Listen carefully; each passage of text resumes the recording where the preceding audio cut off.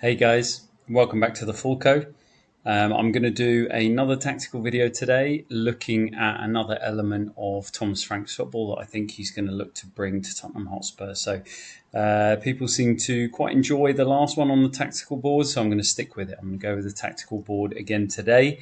And as you can see on the screen in front of you, you've got the field divided into the four phases that we've heard Thomas Frank and his staff refer to in some of their interviews. Now, it may well be that they define the phases slightly differently to this, but this is the easiest way to kind of understand it, is to divide the field evenly into quarters. And then the players will be given instructions on what to do in each of those phases and how to approach it. They'll be given a framework. So my personal feeling is that these four phases on the field might look slightly differently to this. They won't be quite as simply divided because there'll be little key areas, particularly in the centre of the pitch or pockets out wide, that are more or less important depending on the system and the tactical setup. So they might be slightly differently, but for ease of use, you can see on the far left phase 1, then 2, then 3, then 4. Okay, and they're slightly different coloured lines with a green, a yellow, and an orange line dividing up the pitch. Now, I am going to be looking at fast breaks. So if you have a little look at the team that's out there, I've left a couple of players off for the moment because they're not important to what we're looking at the moment. One of the things that I think that Thomas Frank is going to do is he's going to set his two centre-halves, one of which might be a midfielder, dropping into that position. But I think we've got good enough centre-halves at Tottenham to play with our two current players. Barring any signings, I'm doing this currently. Tottenham have not signed anyone, so this could well be with something that he goes with the players that we have available. The two centre-halves receiving the ball. This is not a counter-attack. It's a fast break with us building through the phases. And as we're about to see, we're going to move the ball from the keeper out through the centre-halves, and then we're going to focus particularly on the rotations in midfield and look at what that number 6 is going to do to try and come in and get on the ball. So they're coming in, they're getting out of the way, and then they're coming back in. So all of this is designed to give multiple passing angles. We'll let this run. We can see that if we were to get in trouble, if we were playing against a 2 up front or a team that plays 3 that come really narrow to put on a high press and throw a midfielder up there as well, we should be able to generate enough angles here to get the ball out of phase 1 and into phase 2 and maintain comfortable possession. It sounds very simple, but it requires a huge amount of hard work. And we have at times struggled to do that in the past. So it'll be really interesting to see if Thomas Frank does go with this setup, with the two centre-halves looking to build off one of the midfielders with the goalkeeper as support to bounce the ball off of. So as we move the ball forward, we can see the number 6 has come in, they've moved back out and they've come back in. We can also see that the number 8 has not gone herring out. It's not a fast break at this moment in time. It's really, really important that we do have cover and balance when we're trying to do this, because we don't want to be a million miles away if we do make a mistake and give the ball away. You'll also notice in this situation, I'm going to use the number 2. So I'm going to use Pedro Porro, the right back, and not Destiny Udogie, for example, the left fullback, just because I think that Thomas Frank might well look at someone like Pedro Porro, look at his quality and his delivery on the ball, and think, actually, this is very similar to Lewis Potter, who's a left winger converted to a left back at Brentford, but who had lovely delivery. He's got great long ball. He can go over the top. He can play along the floor, and he can play across distance with great accuracy. And that was a huge success for Brentford. And I don't think that Thomas Frank is going to, he's just going to abandon that. So I do think he'll do that. And I think the player we've got in the squad that best suits himself to that in the fullback positions is Pedro Porro. It wouldn't be Udogie and it wouldn't be Jed Spence. They are much better as ball carriers.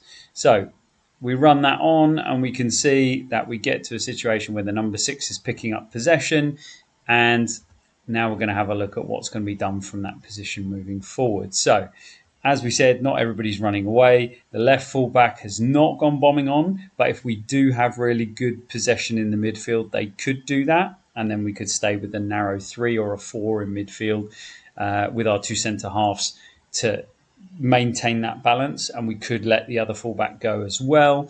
and then we're just going to roll this forward and we're going to see the progression of the ball. So again, trying to create overloads out of that midfield. Don't worry about the slightly dodgy angle of the passing. And yeah, maybe bouncing it in between the midfielders to get it into the right fullback. Now, you are seeing here the return of the inverted fullback, and I think Thomas Frank will use this, and I do think he'll do it. I've seen plenty of Brentford having a positive touch into the midfield from a fullback, so cutting in across players off their first touch and being in a position to then play a ball from that channel. I think we'll continue to see that.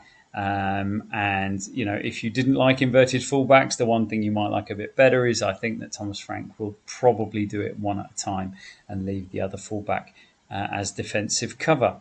So we are looking to develop the ball forward, and we're going to get it over to Porro in this half space where Porro can then affect the game. You can see I've added the rest of the players in. At the minute, they're not moving a great deal because they're either there to provide an angle for a pass or an overload, or they're waiting to see how the play unfolds out of phase 2. And then this is the point where we go to fast break. If we've managed to draw the opposition in and they are now pressing, but we've got good possession of the football, this is where we can generate the fast break. I just want to have a little look at the roles just before we do that. You can see on the screen the yellow dotted lines are the passing options that I think that the fullback would have. There would be a switch open because there's very likely to be space on the other side of the field as the opposition field across. They push across to try and squeeze the play on the right-hand side for us. Or there would be a much more common ball, which is the out ball over the top or down along the floor, down the line. And we've seen that a lot from Thomas Frank's Brentford side. And then, just as we saw in the last video, you've got options for your left fullback. Your left fullback could tuck in and provide a bit of cover, or they could get on their bike and they could get up, depending on how the play is unfolding.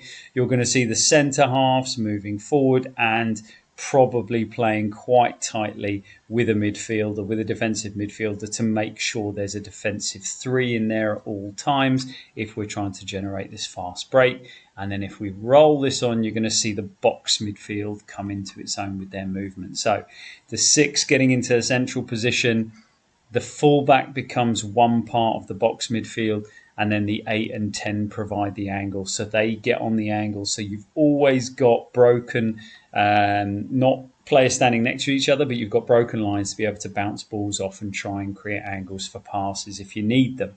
Now, I don't think when we're trying to generate fast breaks, and there will be teams that we invite on specifically to do this, I don't think we're going to try to play too much into that midfield. I think we're going to try and move the ball forward very, very quickly.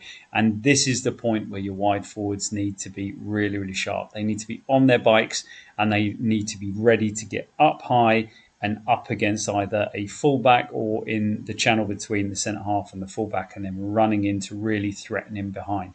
The number 9 is going to occupy space, is going to push up and try and pin back the centre halves as much as possible. And then they are going to react to whichever pass is chosen. So if there's a switch, they're going to get over that side and provide support and try and attack him from there. And if they play this side, they could come closer just to provide an option if need be before spinning in to make the run in. So we'll have a look at that one more time as we roll it forward. So you can see the ball there. I've chosen to stay right hand side to right wide forward with the long ball over the top. So this is very kind of Brian Mbumo territory when it was Brentford playing that. And then we move it on. One thing I would say about that particular slide is, with all of those roles taken into account, you are effectively skipping out phase 3. Yeah, it may be that the ball lands in that area, but you are trying to cover the maximum amount of distance in a very short period of time. So you're trying to get the ball forward and then really turn the opposition around. You want to see their numbers. You want them facing their own goal and moving backwards. Now, we've got a bit more movement going on here. This is obviously all conjecture, and football is a very, very random game where lots and lots of stuff can happen. But if we were doing that, one of the things that I would draw attention to is we moving the ball forward and getting it nice and high and getting on the ball, we would want those backline players to get up as high as possible. We want them to squeeze the play. If Thomas Frank is going to play aggressive front-footed football, he's going to want to really squeeze it so that we can then counter-press if we were to lose the ball. So if we get the ball up high, even if we secure possession in the first instance, if we were to give it away or we were to have a chance and the ball would come back at us, he'd want the gegenpress. He'd want our team up nice, making it compact and trying to win the ball back nice and quickly, which if we didn't, we would then drop off. If we roll that on, up come the centre halves. You can see here I've left the left back, the left full back being quite disciplined. The 6 is pushing up to cover space. And then let's just let it roll on to there. The 8 has not gone in this instance. So again, slightly ahead maybe of the 6, all about providing angles if we were to need them. But again, being quite conservative. There's 5 players in a quite central defensive shape here. And again, they're not a million miles away. So we're down on this side with possession of the football. If we give it away down here, and the opposition chooses to attack here, because that's where they would go if they want to keep the ball away from us as we're pushing up, we would also not have huge distances to cover for all our players to get back in and to create a problem for the opposition. I think we're definitely going to see the number 10 go. We want 3 players crashing the box, which is what we said in the last video. The 10 is going to go and is going to provide somebody to pick up second balls for anything dropping down, and I think you would also send that fullback up as well. So we'll just roll it on and we'll watch those rolls. So that ball's gone in. We could imagine this number 11 actually being the number 22, Brennan Johnson, getting on that ball on the right-hand side, or another player that we sign. And now we've got players moving in, and we'd really want, and this is no different to Angie's system, we'd really want the player on the far side bursting to get into the box to provide another option. And then something that I didn't think we did particularly well was putting players in a position to effect knockdowns and second balls. I felt so many times there were situations where the ball was coming back at us and we didn't get a player in this zone. Everybody was in, and then anything that was knocked down was coming behind us and it was coming back at us. I think Thomas Frank will stop that from happening. He will want the discipline of a player, whoever it is, an 8 or 10, depends on how the game is panning out, getting in for that second ball. So there we are, we're in the box. In an ideal world, what we would do with it then is we go and score a goal. Okay, so various different things. So the ball could be played along, ignore the wiggle. That should be a cutback. So the number 9 has not pinned the defenders in this particular case because the number 9 is arriving a bit later. That's again looking a bit at Johan Wisser's role at Brentford. And so you could bounce it off the striker, but equally you could play that ball in towards the second post and you could see the second wide forward coming in and tapping that in or smacking that in at the far post or sending it back this way towards the second post. So that's what I think we could do. Obviously, the number 11, the right wide forward on this side, could go forward and have a shot themselves, or they could cut in and have a shot as well. So there are lots of options once you're in there. I think they're going to work on that, and they're going to work really hard on creating high XG chances in the box. So trying to take as many shots and as many chances from in this central zone to have high quality chances at scoring goals.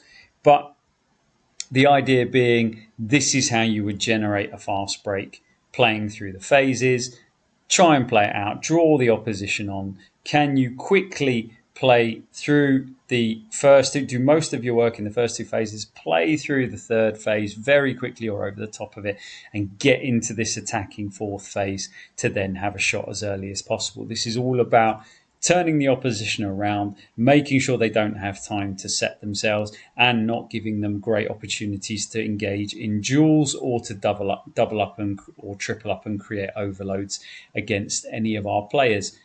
Let me know what you think. Is this something that we're going to see at Tottenham Hotspur? Obviously, I would very easily be able to go through a whole season and pick out at least one example that this does happen almost exactly like that.